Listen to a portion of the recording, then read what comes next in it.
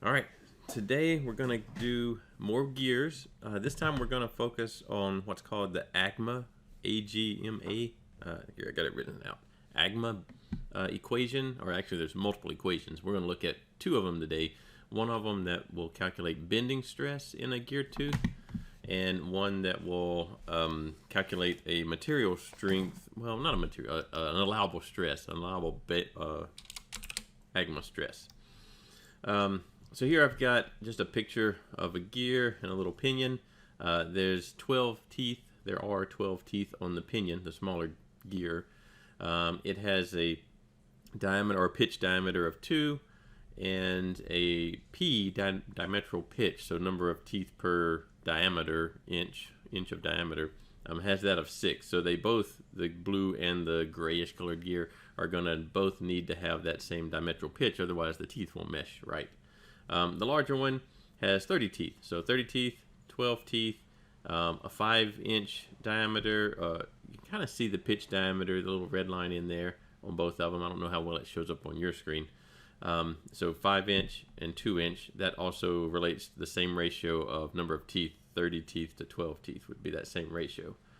PA pressure angle is 20 degrees on these, so that's one of the more common pressure angles that determines how much of the force between a gear tooth gets transmitted as a tangential force, creating torque, and how much gets transmitted as a radial force that would push towards the center of the gear. And that pressure angle will change those ratios of tangential to radial force. 20, 25, and 14.5 are common angles. These are set up with 20 degrees. So what we want to do now with the AGMA process, actually we're going to start a little before AGMA. Most of the stuff in these machines started out in a simpler form, and then over the years they've been refined. AGMA even has kind of some future proofing built into it, so that it has some constants that are optional to use right now, but if you have better data in your scenario, then you might go in and put something other than 1 in there to raise or lower the stress or the strength. And so that happens over time. Where these gear tooth analysis, where it began, at least as far as our book is concerned, it probably began even before that, but the first official equation that we have is called the Lewis bending equation. So we'll look at that one first. Let's get this out of the way. Lewis bending equation. And it's based on the idea that you have a gear tooth. Let's draw something that kind of looks like one. All right. And the worst case for this gear tooth would be that the force it has to endure, the tangential force anyway, is right at the tip of it. So your book uses a particular variable for this, W. Now they use a superscript T.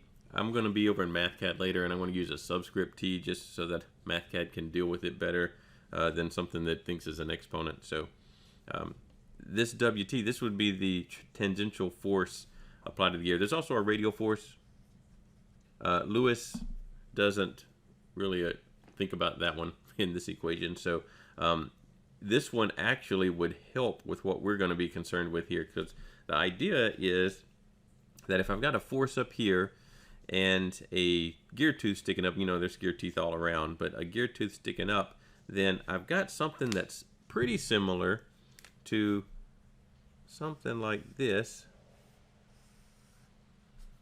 where I've got this little cantilevered beam, and it's going to have some kind of bending stress I've got to deal with down in this corner.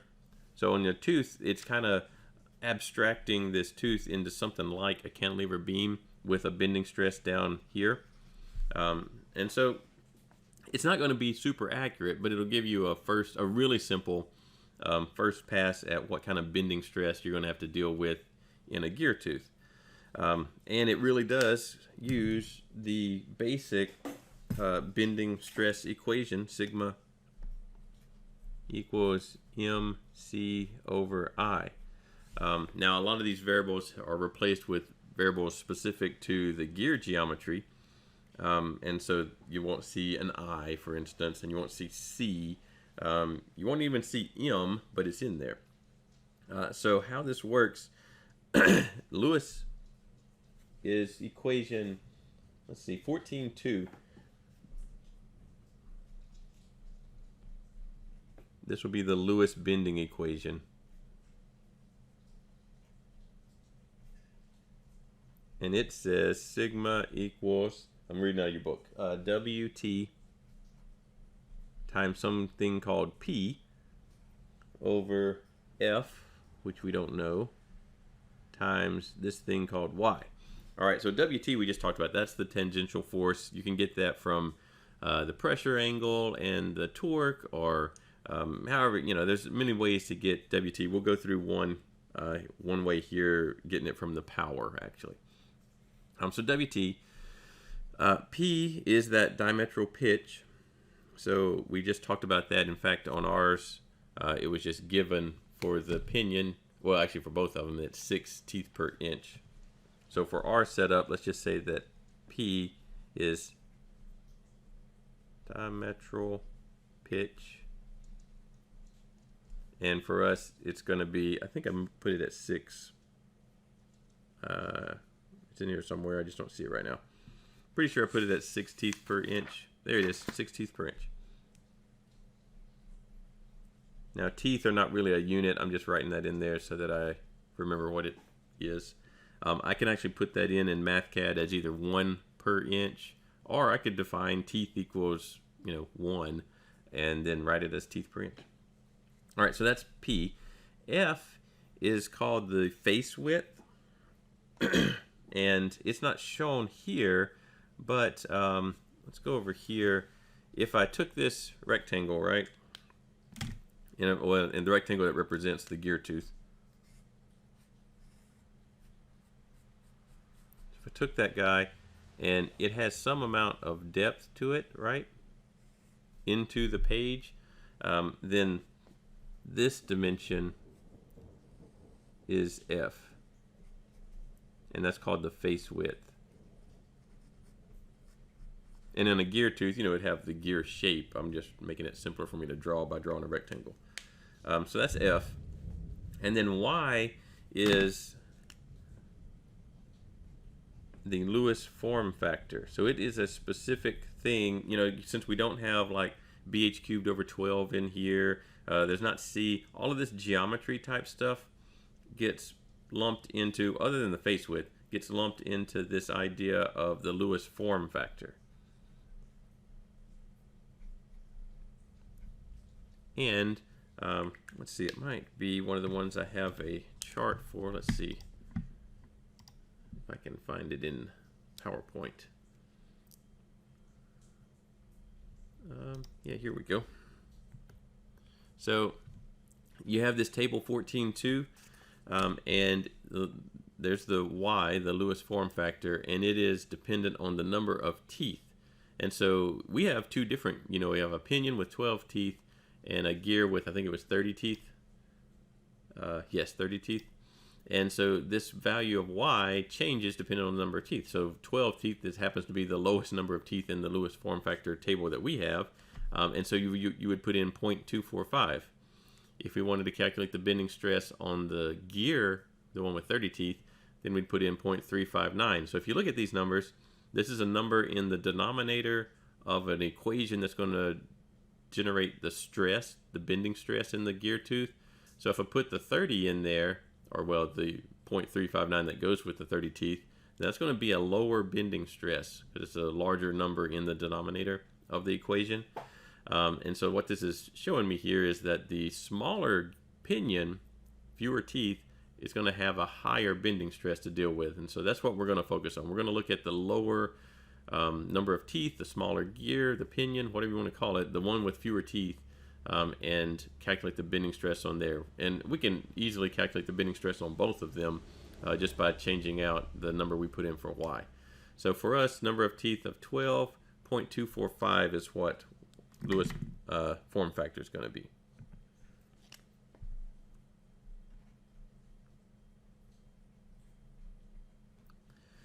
And then we have all of the things we need to actually calculate bending stress in a gear tooth in the, let's go to MathCAD, the 12 tooth pinion over here. And it will give us an approximation of the bending stress. So why don't we do that real quick. See what we have. Sigma equals W. Remember, I'm going to do W subscript T, but your book uses a superscript, times P over F times Y. All right, so I don't have any of these variables defined right now, so why don't we do this? There we go. Now it won't complain that they're undefined. So let's define them. P, we said, is this is a given. In our case, it's written on our little diagram. P equals 6 teeth per inch. And I will do teeth per inch. MathCAD doesn't know what teeth means, so I'm just going to say teeth equals 1. So it has a number. It'll basically just put the number 1 in there. If you're doing this by hand, obviously you can just write whatever you want in there. F is the face width. So that is not given here, but that's how thick the teeth are into the page, into the screen. A lot of times this is what you're designing. You're kind of set on the gear tooth geometry as far as the pressure angle and things like that, and the number of teeth that you have room for. And you've got to transmit a certain amount of torque, which relates to a certain amount of bending stress that the teeth have to endure. And your design variable is how thick do I make the teeth?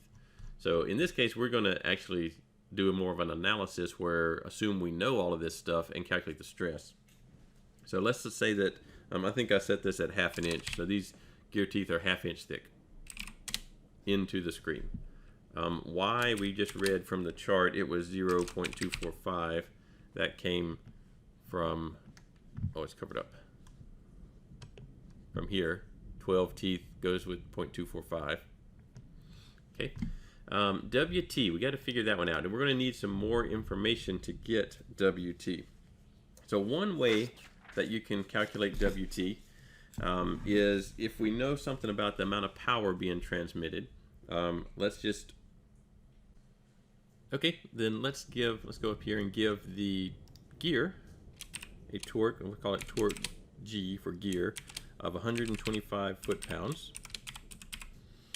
Let's say that we know the input speed of the pinion, so let's give it an omega 100 RPMs. RPMs, whichever you like better. And then let's say that we need to calculate the power of one of these. So we're going to make some assumptions here. So the power, let's just write this out. Power equals torque times omega. We'll call it speed, because I don't want to, well, I guess we can put omega in here like this. Do it that way. We have the torque of the gear and the speed of the pinion. I just said that, and I made these numbers up, so they're not given anywhere else. They would be something that you would be given to solve this problem with. So I know the 100 RPM of the pinion, and I know the torque delivered by the gear. And the power is going to be the torque times the speed, but of either the torque and speed of the pinion or the torque and speed of the gear. I can't mix them together. I'm also assuming that there's no power loss in the system, although there are going to be power losses between the, the contact between the gear teeth will cause power losses, the friction between those. But I'm assuming it's a 100% efficient system. So let's just go ahead and calculate these other two. Let's say we want to know the torque in the pinion. That's going to equal the number of teeth. Let's see, did I put the dimensions? I haven't put any dimensions, no. Let's put some dimensions in here. Let's just use the diameters. Diameter of the pinion is given on the pinion itself. It says diameter is 2 inches. And the diameter of the gear, again, it's given on here 5 inches. Also, the number of teeth of these are in a 2:5 ratio, 12 to 30, the same ratio as their diameter. So you can use either one, the number of teeth as your ratio or the size of the diameters as your ratio. It doesn't matter which one you use. So I'm going to go in and let's see. We were trying to calculate the torque in the pinion.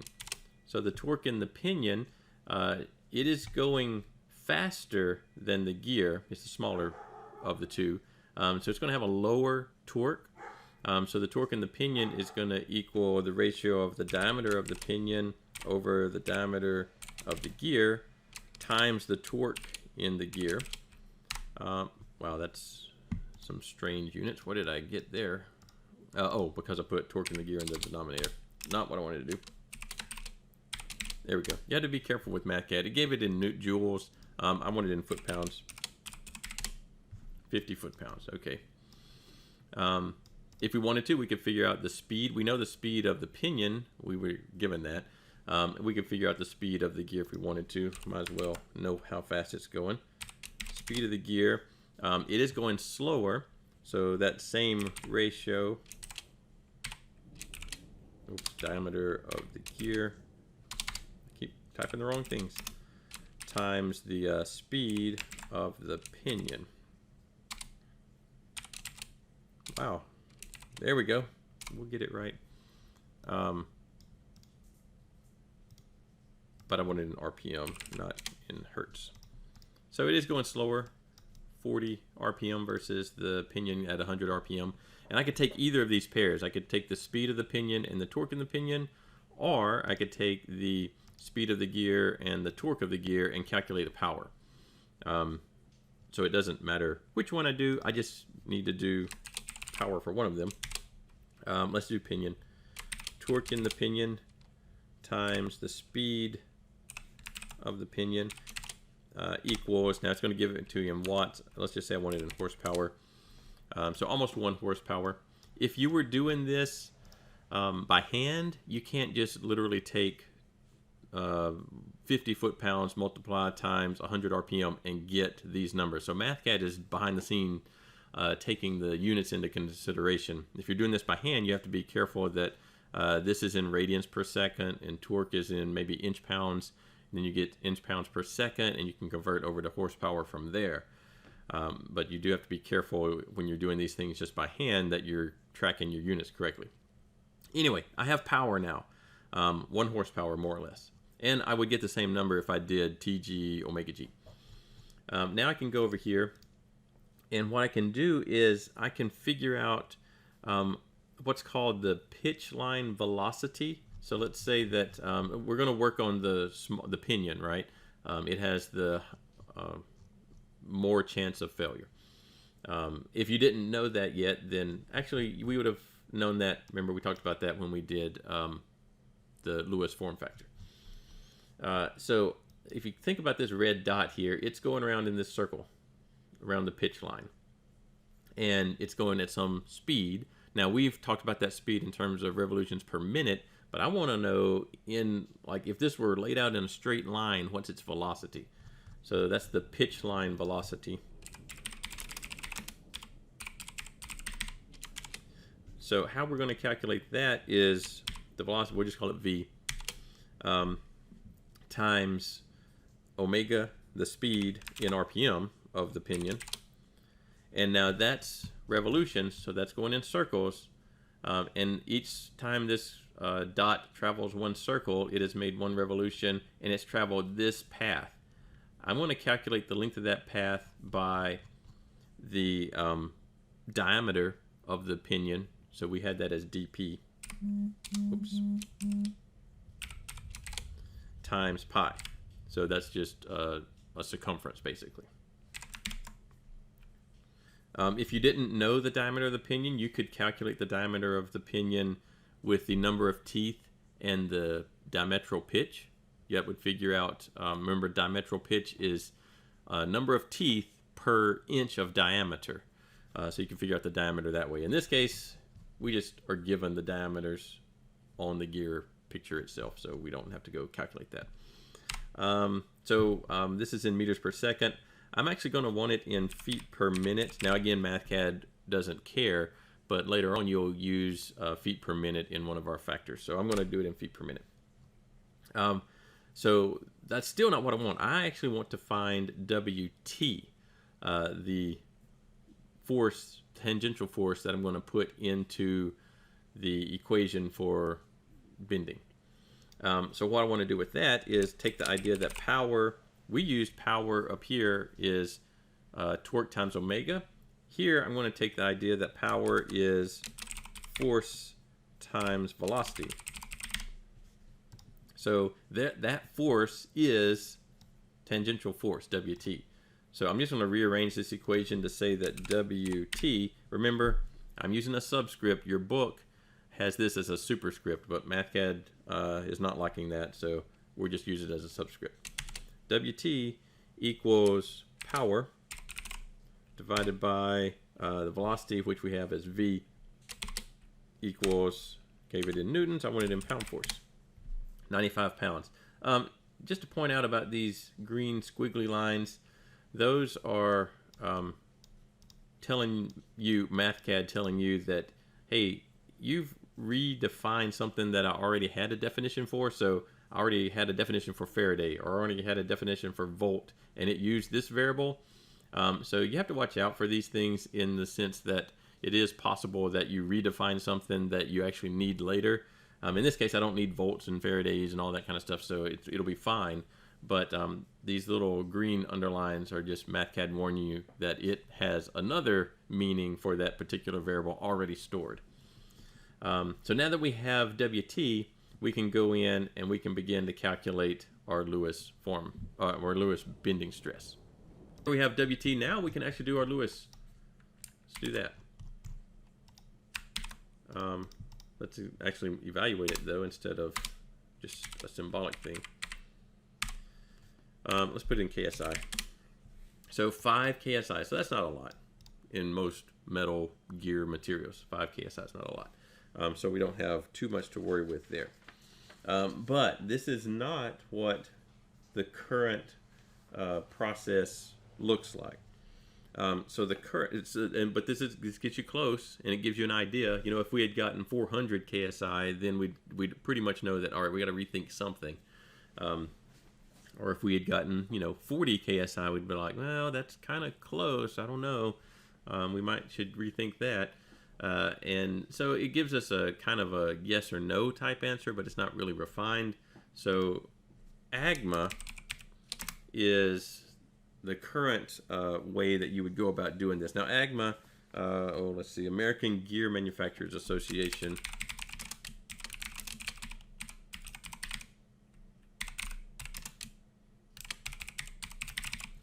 That's what AGMA stands for. They, over many years, have developed equations for doing a more precise version of this. It looks a lot like when you are modifying a strength to calculate an endurance limit. It looks a lot like that. There's this base equation, and then all of these factors that if it's too hot, you put this number in, or if you have a certain speed, this number, or a size, this number. So it looks a lot like that. In fact, let's go ahead and write the AGMA equation in here. We'll call this one sigma.agma, just so and we'll have to do it symbolically because we don't have any of these variables already built in. So WT, actually we do have that, so it's the same WT times K naught, this is an overload factor, times KV. That's a dynamic factor, so it has to do with the speed and quality, actually more with the quality of the construction of the gear.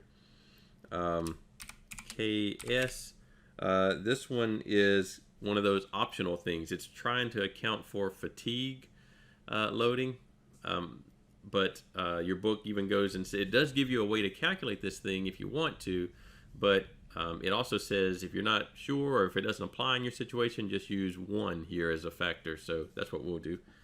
What else is in here? Times P. Now they put a subscript D on here, but this is the same diametral pitch that we're using. And F, that's what we use for the face width. Hold on. F times. Here we need KM.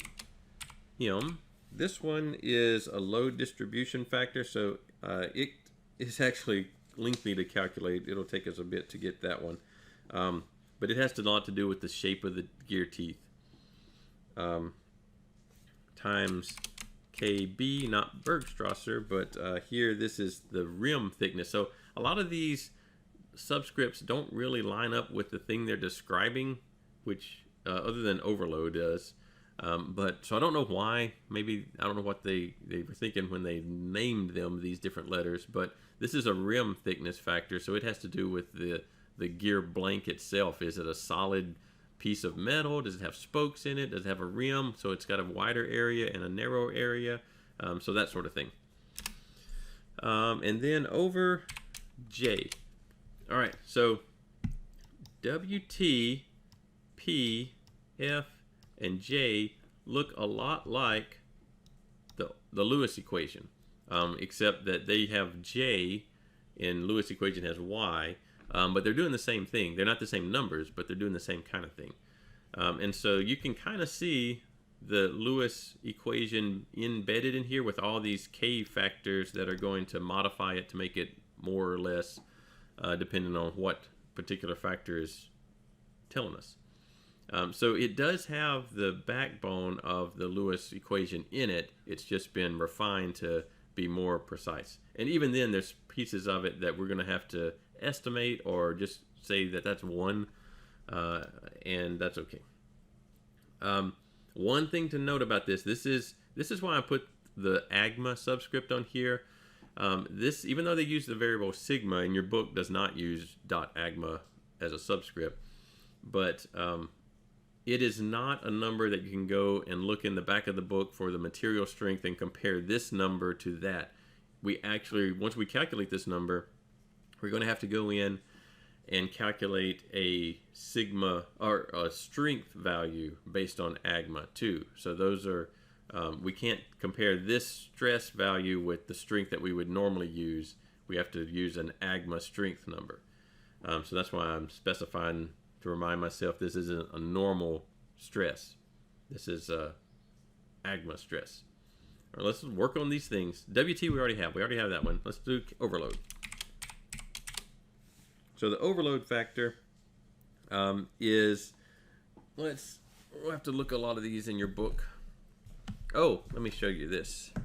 In your, oh, ran out of time over there. Actually, we could look at it there. In fact, that's probably an easier place for you to see it. In your book, if any of these variables, there are a lot of variables, right, in these AGMA equations. Page 728 has table 14.1 on it, and it goes and shows you the equation number or where the thing is described and the variable name. So that's pretty handy. There's the K values down in here. So let's see if we can find where it might have a value for K not in here. I might have to just get it out of your book, because I don't remember if it's actually written as a chart or not. There's the temperature one. I don't think it actually is. I think it's just written as text.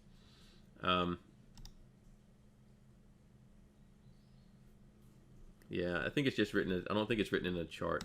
But what it is, overload factor, is the loading on this gear smooth, like it's evenly applied, or is this machine, is it something that's going to introduce spikes into the loading? So does it, like an internal combustion engine where a piston, is shoved down against the crankshaft, and that crankshaft is turned to gear. Now there's several of them, so it kind of evens out.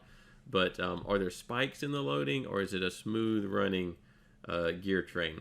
We're going to say that our system is a smooth running gear train, and we're just going to use 1 here. Your book, let's see if I can find in the book where it actually talks about this one so you can see the other values, because it might be a chart. I just can't find it in the PowerPoint. Let's see. I guess I could look in that little chart I just showed you and see.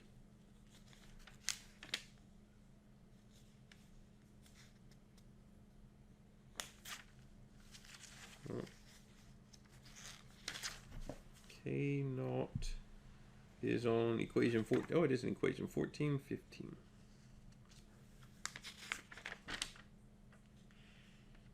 Oh, well, it just tells you, it's not an equation, it just tells you where it shows up at. Well, it's a smooth running gear train, and so we're just going to use 1 for this value.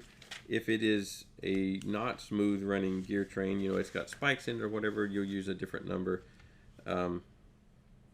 And I'll have to find exactly where that shows up in your book because I don't see the little place it's written about. Oh, here it is.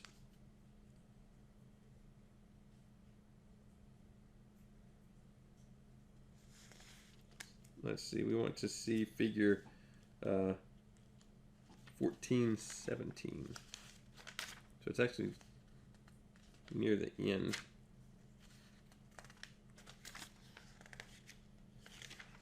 Wow. A lot of examples in here too.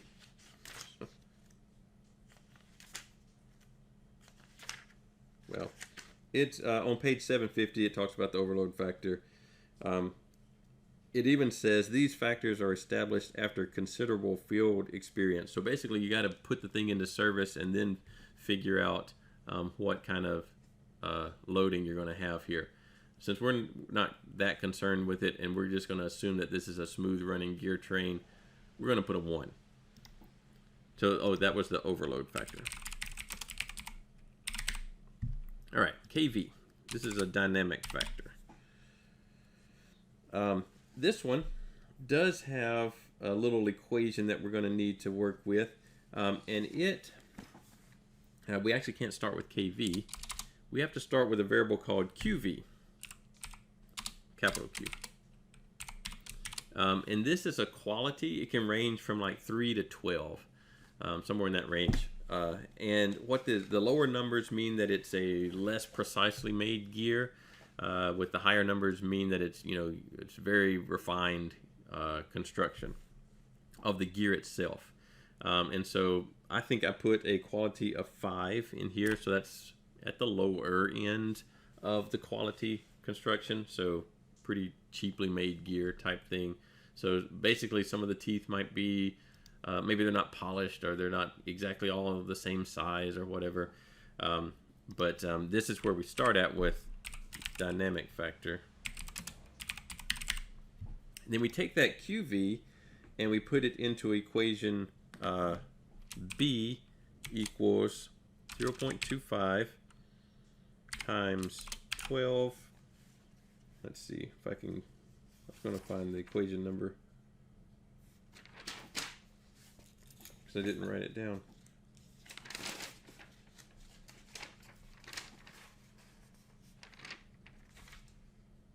$14.28 is the equation number for all of these. They're kind of a stacked equation.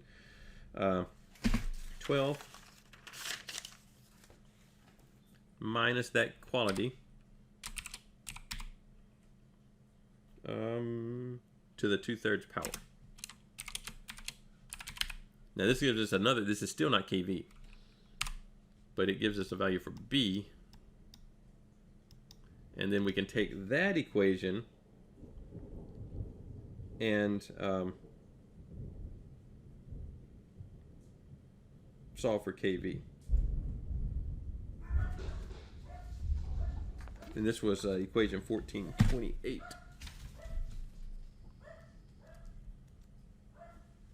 Let me get that one. Oh, actually we need another equation in here. You know what? We need A. So, capital A. A is 50. Whoops. 50 plus 56 times 1 minus that variable B we just calculated. And so we have a value for A and B. These are just, I guess instead of making one long equation with all this kind of built into it, they broke it into B and A. And then once you get the quality, you can calculate B. Once you get B, you can calculate A. Once you get A, then you can calculate the KV that goes in the AGMA equation. So KV is, and there's two of them. This is equation 1427. Let me write that in here for you. And the variables down here are right underneath the equation 1428. To get both of those. So actually this one that we're about to write is 1427. The quality factor is just something you're given. So kV is, we want it in feet per minute. So A plus the square root of V over A raised to the B power.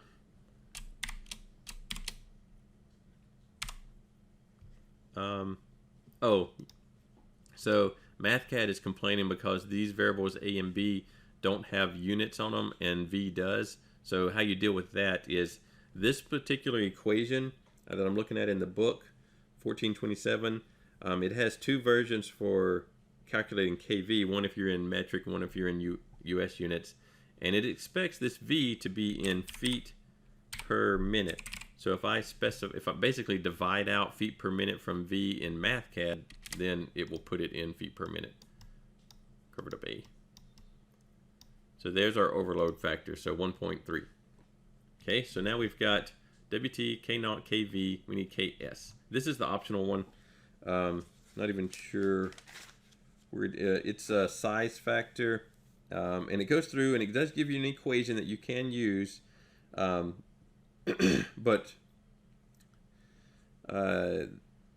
it says at the end of all the paragraphs, this is page 751, it says, we'll use equation A to remind you that you have a choice. If Ks in equation A, so if we calculate this thing, is less than 1, just use 1. So it's basically trying to say that, hey, it could be that the size affects the fatigue life of this thing, kind of like a size factor would in endurance limits. And if it ends up that our equation generates a number less than 1, don't use that, just use 1. So we're just going to use 1. So this is the size factor. Okay, now we're here. We don't have P sub D, but that is literally the same thing that we have for P. Not power, but the diametral pitch. We have F, that was the face width. KM, we need that one. This is one that takes a while. You know, you get going in these things, and then you get to KM. This is the load distribution factor. So I think first I am going to write it out. So it's 1 plus CMC. So all these other constants, or coefficients rather, they're not constant. PF times C dot PM plus C dot MA times C dot E. All right. So this is the load distribution factor. And to solve for it, Km, we have to solve for all of these other little guys. So we got to start working our way through those. This is on page 751. It starts there, but it really starts on page 752 with how to calculate all these. The first one's easy. CMC, this one is just talking about the shape of the gear tooth. So, and your two options are they crowned or uncrowned? So crowned, wow, let's see if we can draw this. Let's get these out of our way. Oh, there you can't see. Oh shoot, you couldn't see what I was typing there. Well, I was typing these for the B. There's that value for B, equation 1428. There's a value for A, also equation 1428. They're right next to each other. This is getting the dynamic factor. And then there's that quality value QV that I just said was 5. I just picked a number. It can range from 3 to 12 or 13, I think. And there's the equation 1427 that actually does KV. And we just have to know A and B to calculate KV. So we put those in. That's what I was talking about, where if without this in here, MathCAD can't solve this equation because there are units on V that don't match. Well, A and B don't have units at all. So to fix that problem, the equation 1427 specifically says that V has to be in feet per minute. So if I divide out the feet per minute from here, then it will basically put V in feet per minute. And there we've got that. There's the size factor. We just talked about that. There's nothing to see there. That's the one that is optional, and we just used a 1. And then here's where we are right now. So this is the Km value, the load distribution factor, and we're about to look at all of these values for MC, PF, all these different little coefficients. So what I was going to do is this one. This one talks about being a crowned or uncrowned gear tooth. So let us look at this. We might can look at it here. So an uncrowned gear tooth is basically going to be whatever profile, the involute profile, extruded straight into the page. And so a lot of times those are going to be called straight cut. Your book just calls them uncrowned. If it's crowned, then instead of cutting straight into the page, there's a bow in them so that they have a little bit of a shape. Those are harder to make because you can't just cut straight down, right? You have to make each one separately.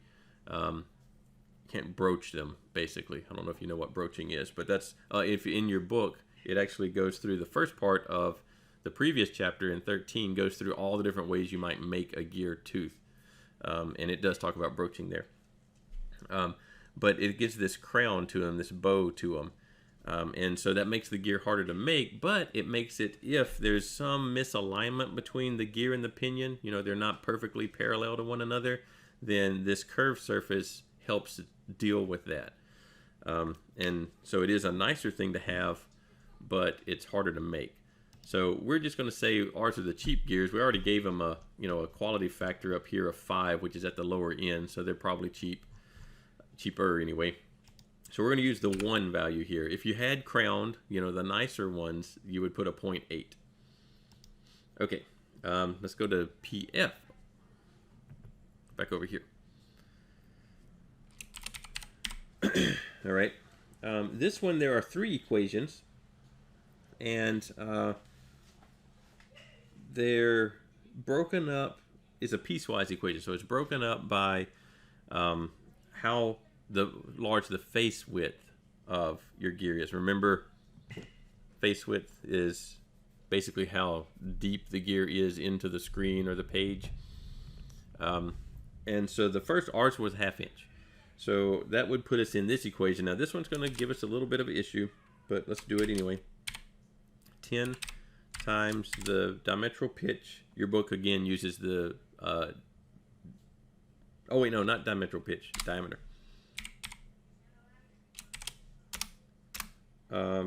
Minus 0.025. So if we do this, we actually get 0. And if we put a 0 in for this value, then it's going to knock this whole term out. What your book says to do, if you end up with this scenario, there's a note under equation 1432. So there's a note underneath there that says if this happens, basically it says note for values of f over dp, 10 dp, so this part, of those values less than 0.05, then set it to 0.05. So our equation is actually going to be C.PF equals, instead of this part, we're just going to use 0.05 minus this, and our PF is going to be 0.025. So we don't actually want the 0 in there, even though that's technically what it calculates to. There is a note that says if this happens, then change this value to 0.05. Now we need PM.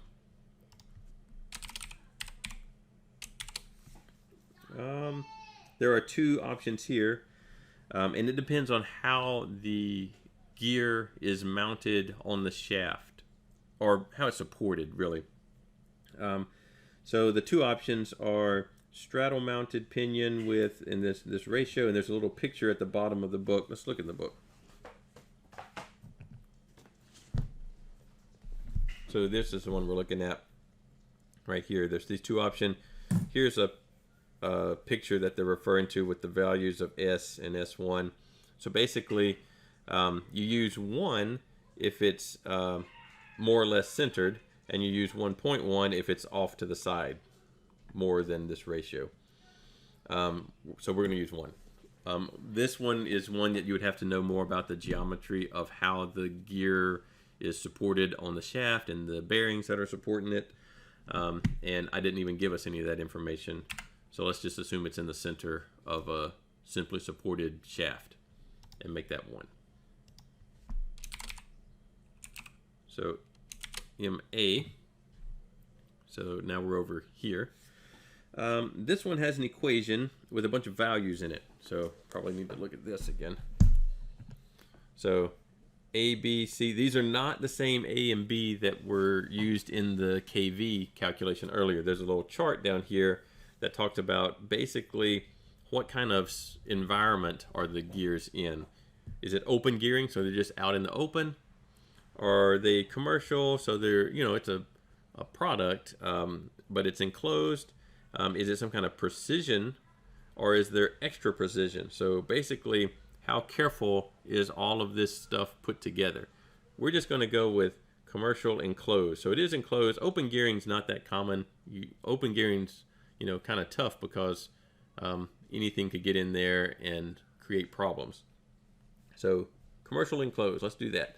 And A, B, and C are given here, and then we plug them into this equation. So let's go first. Before we do this, we have to do A, B, and C. A is 0.127. B is 0.0158. And C is negative 0.76. Oh, no, wrong column, wrong row. 930 times 10 to the negative 4th. And then we can plug in CMA is A plus B times the face width plus C times the face width squared. And then we get, oh, all right, so here's another issue where A, B, and C don't have units on them. F does. So I'm going to divide out the units on face width. Oops. There we go. All right, and one more, CE. This one is similar to what we just talked about, except now it has two options. 0.8 for if you have carefully aligned the gears, maybe you've assembled it and going back and adjusted it, you've lapped them in place where you basically put a gritty slurry around them and run them, and that slurry acts kind of like sandpaper and makes them mesh with one another perfectly, or you just put them in and let them run. So if you did all the fancy stuff, you use a 0.8 here. If you did just the anything else, didn't do any adjustment or fancy, then you just put 1. So we're going to do 1. We finally have all of the stuff just to calculate KM. So let's do KM, and let's set this as equal. Whoa, that's not what I wanted. All right, let's do that. Equals, and see what it equals. 1.16. Okay, now let's go back to our AGMA because this takes a while to do all this. KB is also in here. Let's get that one. KB is the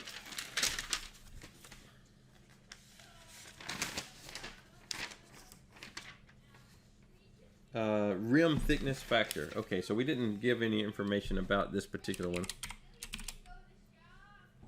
This is rim thickness factor. Okay, So here there are a couple of options. Let's look where it has it in your book for rim thickness factor. Let's show you. All right, rim thickness factor KB. Basically, there are these two options.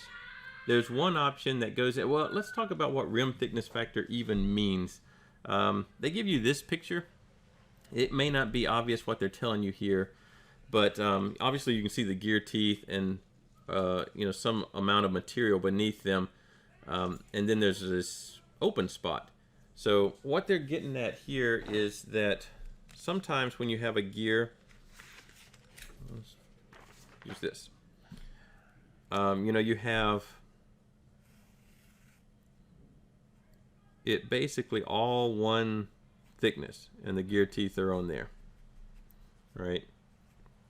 That's what we're going to have. We're going to have that one. That's the one where we just put KB as 1. But sometimes you realize that all this material, a lot of this material inside here is kind of extra. You don't need that. It's extra weight. And you go through the process of removing it. So maybe you have a hub in here, and there might be spokes. Or maybe you just thin it out in there, or whatever. You've gone in and you've created an area where there's thick material, which is the rim part I'm shading in now, kind of make it look like a tire, I guess. But there's a thick rim and then a thinner part, whether it has spokes or it's just thinner or whatever. There's this thinner part. And so if this is the scenario you have where you've got a thick rim and then a thin inner part, you go and use the equation to calculate the rim thickness factor. If you just have the solid gear blank, that's what we're going to have, then the rim thickness factor in here is just 1.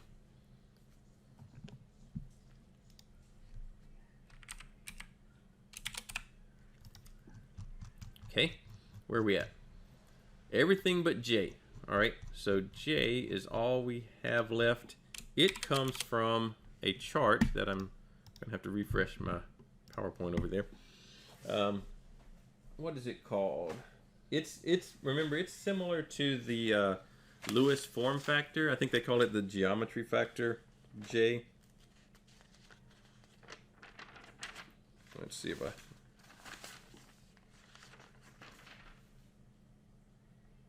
geometry factor. So it's similar to the Y Lewis form factor. And there's a chart in your book for getting it. Let's see if we can find it. Here it is. So this chart, figure 14.6, there's all these traces on it. And then there's this one at the bottom. So first choice, you have to decide, am I going to use this one at the bottom? And it labels it, the load is applied at the tip of the tooth. So remember way back here, we said that the worst case is putting all of that load at the very tip of the tooth. That creates the highest bending stress here. So that's the conservative way to do it. Or are you going to say a more realistic number that comes from one of these traces? And how you use the traces, now in our case it wouldn't matter either way because we only have 12 teeth on our pinion. But let's say we had 30 teeth on our pinion. Actually, let's do 24 since this lines up nice here. If we had 24 teeth on our pinion, then we would use 0.25, so we'd intersect right here for the load applied at the tip of the tooth. But our gear has 30 teeth on it. Let's make that one of these even numbers. Let's say it's 50. So we go to the number of teeth on the mating gear, so 50, and we would intersect with that 24, so right in here, and we'd be at 0.36 or something. We'd have to figure out what this number is over here. So you could use a little bit different number, a much larger number. And remember our equation, larger, well, let's go to our AGMA equation. If we put a larger number here, then that gives us a lower stress. So it will give us a lower stress value, but it's a little more accurate. So if you want to, you have to decide. What we've generally decided in this course is that we're going to take the more conservative approach. Now, in our case, like I said, our pinion only has 12 teeth, so it's the same number either way. So there's some point up to 17 where they start splitting off into different ones. And then, but at 12, they're both the same anyway. And, you know, they start to separate here too. All right, so 0.21 is what we're going to use for our geometry factor. Now, if we've done all this right, and got all our numbers in here, we have a way to calculate the AGMA bending stress just in time to... Oh, I didn't want to do that though. Do that. There we go. Let's see if we have our unit. Hey, we do. All right. 8.2 KSI. Still not a big number. But this number, you can't go and compare it with the numbers that you would normally think of for steel or whatever, because this is an AGMA stress number. So it has to be compared to an AGMA strength number. I think we do have time to get the AGMA strength number. It's not nearly as involved as doing the AGMA stress number. It does have similar issues, but it's not nearly as many. So we would need to do a sigma allowable equals ST. So we got another set of variables. We got to figure out what they mean. SF, that is the factor of safety. SF is the factor of safety. So that's actually what we're going to solve for. YN, oops, over, not the Lewis form factor Y, it's a different Y. KT, that's a temperature, and KR, a reliability. Okay, so let's just do KT first. That one's simple. KT is 1. So unless you have temperatures over 250 degrees Fahrenheit, then your temperature factor is not going to be a factor, and you just use 1. KR is easy. That's reliability. It is just a chart depending on what reliability you want to have in your design. And in fact, it's right here. Right here, table 1014. If you want 99% reliability, you put a 1 in. We didn't actually talk about what reliability we wanted, but since 1 is the default number and it relates to 99%, let's use that. But you know, if you want a lower reliability, you can lower that. If you want a higher than 99%, you can raise the value for KR. We're going to use 1, so I'm writing 1 in MathCAD. Actually, I guess we can go back to MathCAD. We need these others now. So ST, I'm going to have to get that one from a chart. Whoops. Well, an equation from a chart. I guess you could read it off of the chart directly if you wanted to, but it does have an equation, so why not use that? So let me find the chart. Is that it? Well, it's a similar one to that one. It's not that one though. Here we go. Allowable bending stress number ST. And it's going to come out in KSI. So you have 2 bits of information. Are you grade 1 or grade 2? And then what is your Brinell hardness? Now, we didn't talk about either one of those things yet. So let's set, for us, let's say that hardness is 250. So that's a, kind of mid-range hardness for one of these gear materials. And let's just say we're grade 1. All right, so I'm just typing that in MathCAD so I don't forget what I said. So that would put us on this line, grade 1. And like I said, you could go 250 and you could just read it off of here. It should be 31, whatever, 32, I don't know. But it gives you an equation. So why don't we just use the equation?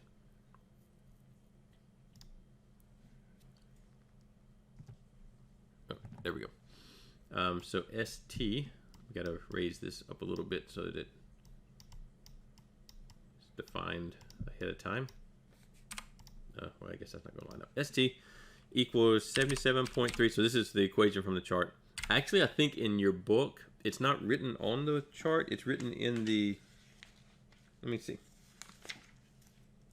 Written in the notes for that chart. Yeah, no, it's on the chart. It's just like that. All right. 77.3 times, whoops, the Burnell hardness. And we're going to have to multiply this times PSI to make it work out in MathCAD. Your book doesn't actually have that written in. Plus 12,800 PSI. Okay. I used a lowercase b, didn't I? There we go. Wow, I lost my place. There we go. And I want it in KSI.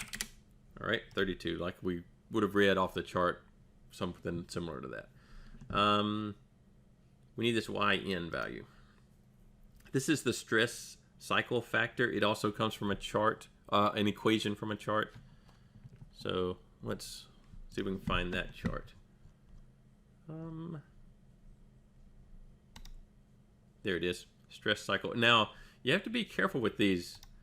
There are several charts that look similar. So you have to be sure you're reading YN, not ZN.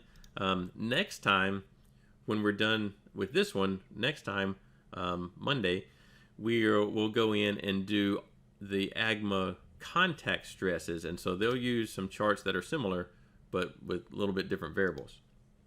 So we're doing just AGMA bending stress right now. So there's a number of load cycles. Again, we didn't actually specify the number of cycles. Let's say that our cycles 10 to the 8th. So how many times does the gear, so I'm just typing that in MathCAD, how many times does the gear go around in its life? So 10 to the 8th puts us down here. And so there's a range over here. You know, I've got this equation or this equation. I'm going to use the bottom one to generate a lower stress cycle factor number. And I'm going to use the lower one because, remember, this is in the numerator of our allowable stress. So I want to be more conservative in this case. So I'm going to put a smaller number in the numerator to reduce the allowable stress. Hopefully that all makes sense. All right, so there's my number of cycles. I'm just going to put the equation 1.6831 times the number of cycles. I think that you have N in the chart. Raised to the negative 0.0323. Oh, I guess I need to define this as equal to something. This is y dot n. All right. We have all of these. Well, actually we do, but not quite. So we want to solve for the factor of safety. So what we're going to put in here instead of our allowable, we're going to put in what we calculated, our AGMA, and then figure out what our factor of safety for that AGMA was. So we're going to solve this and set this guy to factor of safety, and hopefully it's greater than 1. It is. It's way greater than 1. It's 3.6. We could have probably guessed that we were okay because even though this number isn't directly related to a material strength, it's still similar. And so 8,000 PSI is not a lot for most metals to have to deal with in a bending type scenario. So we were pretty sure we were okay, but technically you're supposed to go in and calculate the AGMA allowable strength or stress.